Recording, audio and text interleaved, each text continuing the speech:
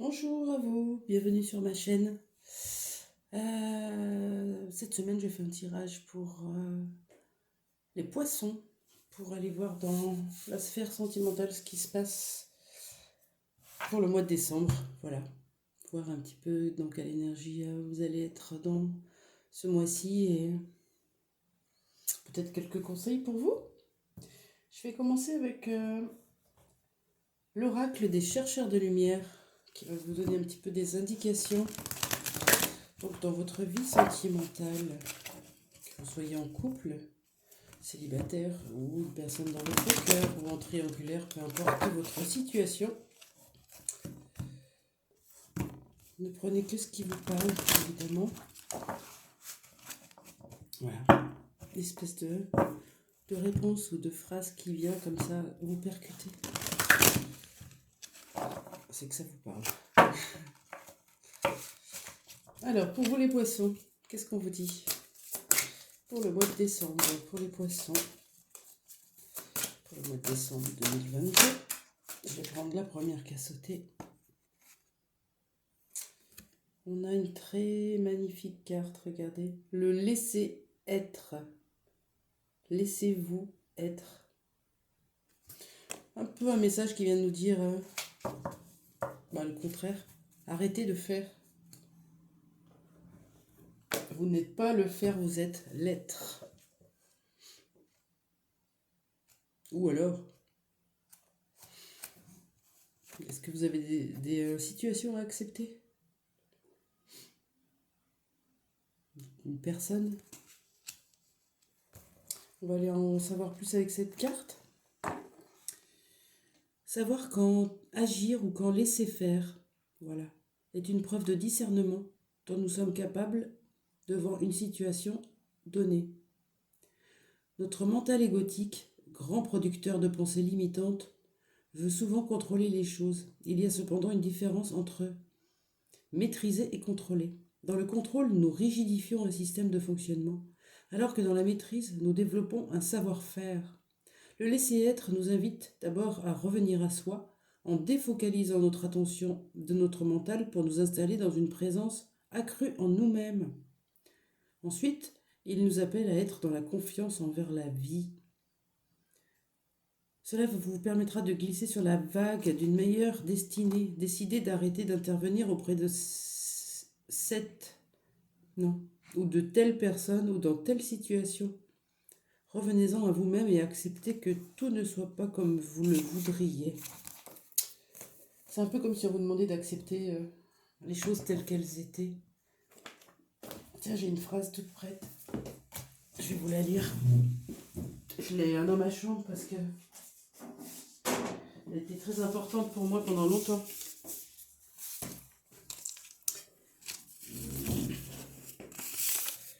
Accepte ce qui est, laisse aller ce qui était et confiance en ce qui sera. Je les ai tapés, imprimés et je les avais... j'avais installé comme ça des phrases chez moi pendant un petit moment. Parce que j'étais trop dans le mental et trop dans les boucles. Et de relire ces petites phrases, même en prenant une douche ou n'importe quoi, et ben ça me ramenait directement à l'évidence, au cœur. Voilà.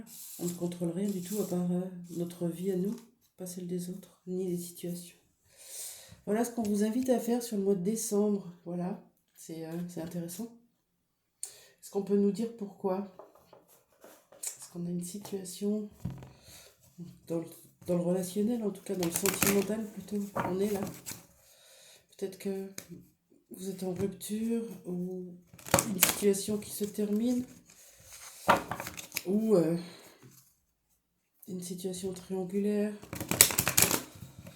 ou quelqu'un du passé qui refait surface et qui vient poser un peu des énergies chez vous. En tout cas, on vous demande de laisser faire ce qui a été, laisser faire ce qui sera. Et uniquement vivre dans l'instant présent, en étant soi-même. Alors, quelle situation ça vient éveiller chez vous? On parle de quoi? On parle d'un étranger. Ça peut être quelqu'un qui habite loin, qui est loin, qui habite dans un pays étranger, quelqu'un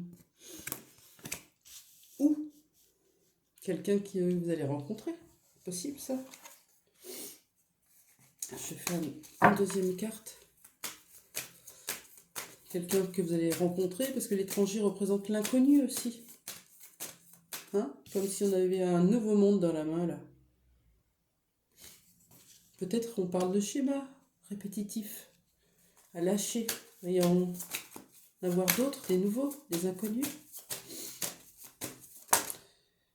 Ouais, parce que pour l'instant, la situation, elle vous enferme. Regardez comme vous n'êtes pas bien. Alors c'est bien d'être seul, d'être en introspection et de réfléchir à soi. Mais ça montre quand même une souffrance qui est là. Regardez, vous êtes toutes recroquevillées sur vous-même. Alors que c'est les énergies en ce moment qui vous demandent de rayonner, d'ouvrir les bras. On ne les ferme pas, on se lève, on ouvre les bras à l'inconnu, au changement, aux possibilités. Donc là, on vous invite à accepter. L'acceptation des choses vous permettra de sortir de cette souffrance psychique et certainement physique. Je vais prendre une carte, l'oracle de ma puissance intérieure. Alors, est-ce qu'on a un petit message pour vous, les poissons ?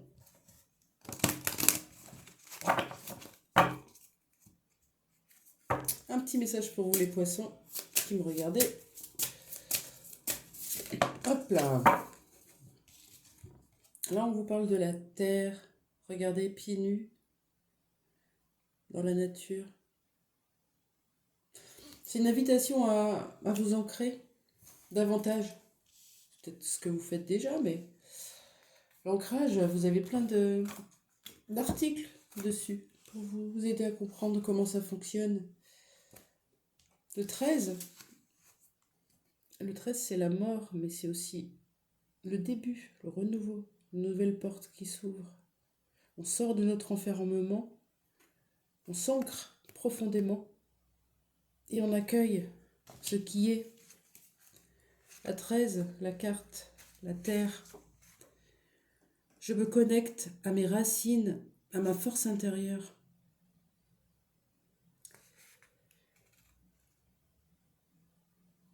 Grand-mère Feuillage a dit à Pocahontas, tous les esprits du monde veillent sur toi et vivent sur la terre, l'eau, le ciel. Et si tu les écoutes, ils te guident. Vous connaissez plus ancré et enraciné qu'elle ? Alors observons notre propre nature. Et vous avez tiré cette carte, c'est qu'il est temps de se reconnecter à soi et à vos vraies envies du moment. Qu'attendez-vous pour vous aider à trouver la réponse dans un jardin ou une forêt ? Évidemment, pieds nus, comme pour Pocahontas. Pardon, je refais la phrase. Qu'attendez-vous pour vous aider à trouver la réponse dans un jardin ou une forêt ? Évidemment, pieds nus, comme Pocahontas. Bon, on vous demande de quitter vos chaussures alors qu'il fait 3 degrés, de vous rendre dans un parc, dans un jardin, dans une forêt, peu importe où. Touchez la terre avec vos pieds, touchez les arbres, observez les feuilles, les animaux, les oiseaux. Ancrez-vous. Vous êtes incarné sur terre. Respirez cette puissance de la terre, cette énergie qui vient des racines, des pieds, sous les pieds. Vous pouvez faire des méditations pour ça. Portez du rouge aussi. Mangez du rouge. Et là, on vous parle de l'agate arbre. L'agate arbre vous partage à sa sagesse ancestrale et vous dévoile ses secrets pour s'enraciner dans l'instant présent. C'est une pierre qui peut vous aider. Vous pouvez la mettre dans votre poche. En tout cas, ce qui est bien, c'est que ce soit au niveau du chakra racine, au niveau de en dessous de la ceinture, quoi. Enfin voilà, par là. L'agate arbre.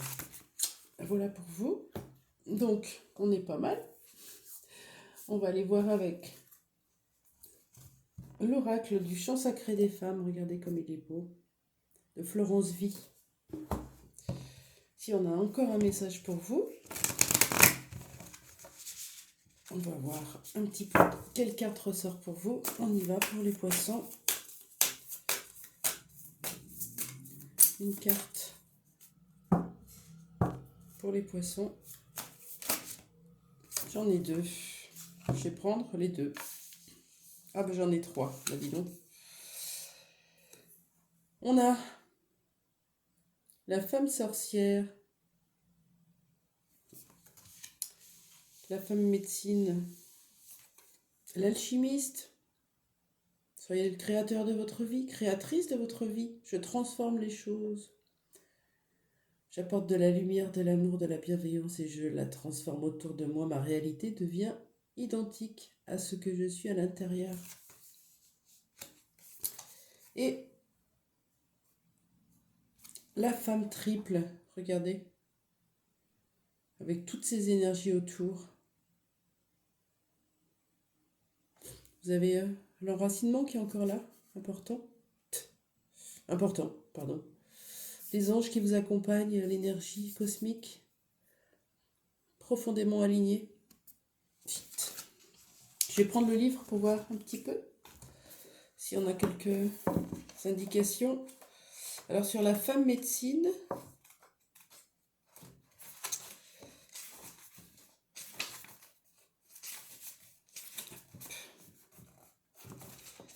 je prends conscience de l'énergie de la sorcière, celle qui sait écouter les rythmes de son corps, de la terre-mère, de la lune, du monde des rêves, celle qui est reliée au savoir féminin ancestral. Je prends conscience de sa capacité à laisser vivre le cycle. C'est un cycle d'écoute, d'introspection et de sagesse. La femme médecine représente la mort, la renaissance, le flux. Vous voyez, on est encore sur la même carte, le 13, de la mort et de la renaissance. J'accepte ces dimensions pour goûter à ces qualités de compréhension, d'appréhension, de lecture du sens caché, de reliance, pour goûter à sa lumière. La femme triple, la numéro 36,